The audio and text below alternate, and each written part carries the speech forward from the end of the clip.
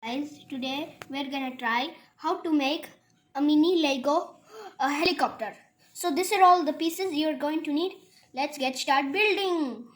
So first piece, as you're going to need a red color, black cheese transparent. Then you're gonna put in the hole.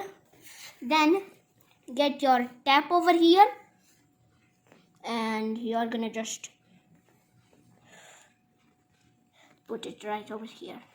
This is actually look like a helicopter. Then we got your propellers that is actually spin, and we put on the propellers. You're going to need this red fat piece and a Vumakeran. So this is actually looks like, but not actually. You're gonna need the hand, and this actually look like this, a Lego helicopter. Hope you guys enjoy my video. Please like, share, comment, subscribe, and I will see you guys later. Bye. And also watch my stop motions.